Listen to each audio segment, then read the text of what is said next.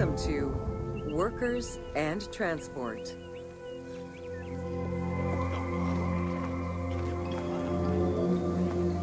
Whether workers were employed for the pyramid construction or at the quarries, the government supplied food and housing.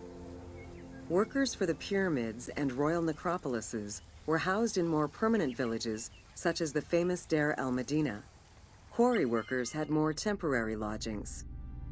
All skill levels were needed and utilized, from basic work hands to prepare the gypsum, to brickmakers and sand carriers, to skilled stonemasons to shape the blocks.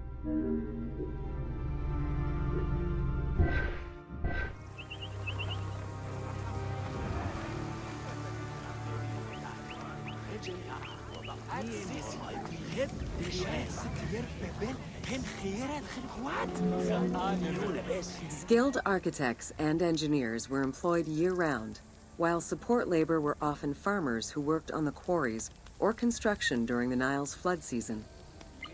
The basic laborers were hardworking and versatile. Many may have been farmers who joined the construction during the off-season. Hieroglyphs found in the work villages listed assigned job titles.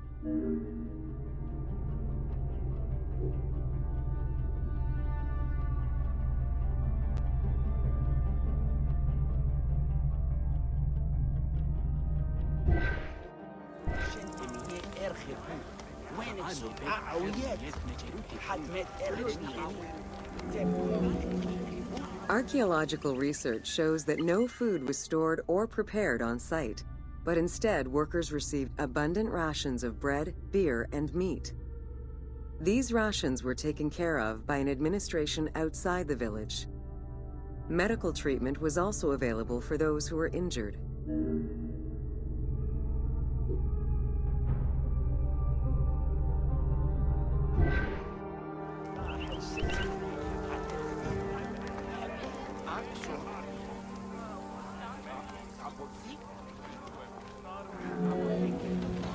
While some quarries were close to the Nile, others were located across the desert and required long expeditions.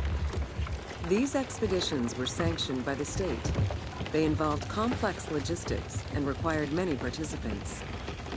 Transporting a block by land meant that workers had to overcome the weight and friction of the load. To solve this, they first dug a track in the ground. This path was sometimes reinforced with rails upon which a sled, used to ferry the blocks, would be pulled.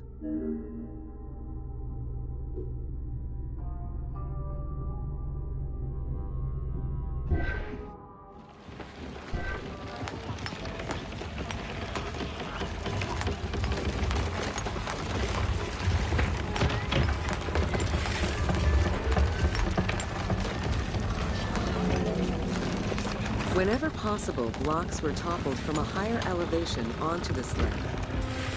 Workers then poured water onto the clay at the front of the sled, creating a slick surface to more easily move the load. It wasn't until the New Kingdom that animals were used to tow the burden.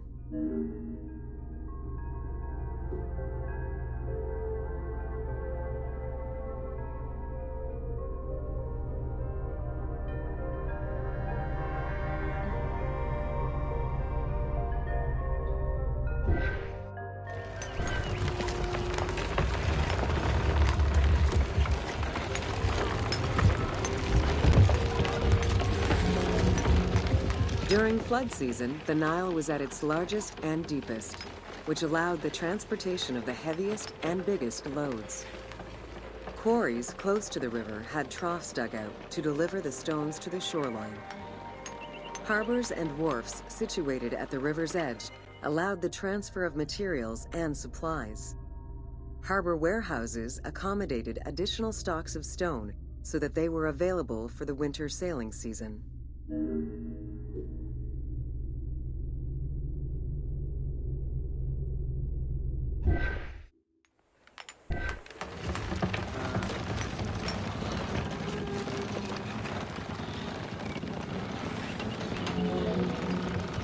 The Wadi el-Jarf papyri detail a limestone load intended for the Khufu pyramid that weighed in at 70 to 80 tons, or 30 blocks.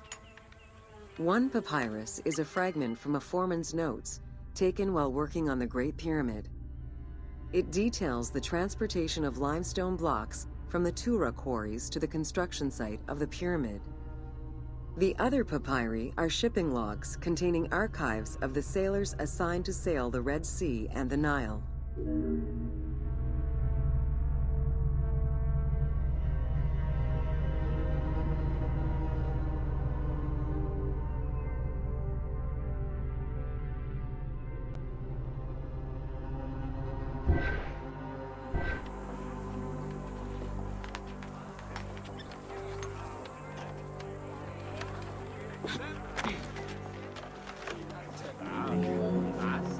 Stone cargo generally weighed 15 tons per boat, amounting to roughly 6 or 7 blocks per trip. For heavier loads such as obelisks, monolithic pillars, or gigantic statues, larger boats were used. These transports are the ones typically showcased on temple walls.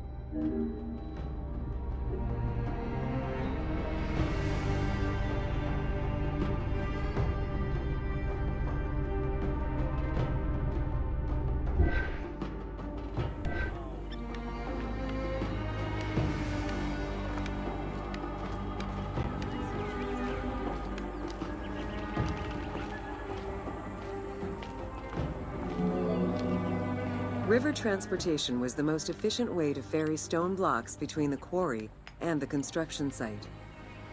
Blocks were transported by flotillas of several types of boats.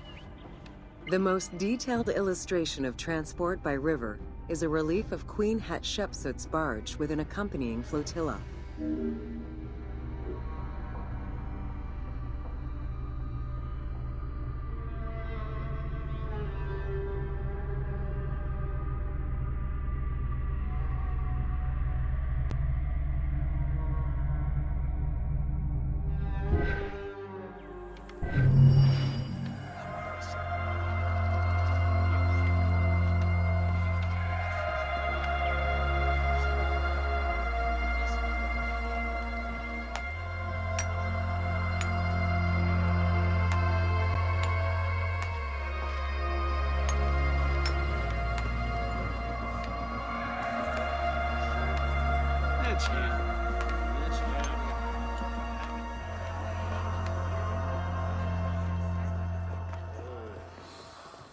هم حتب نفر ورد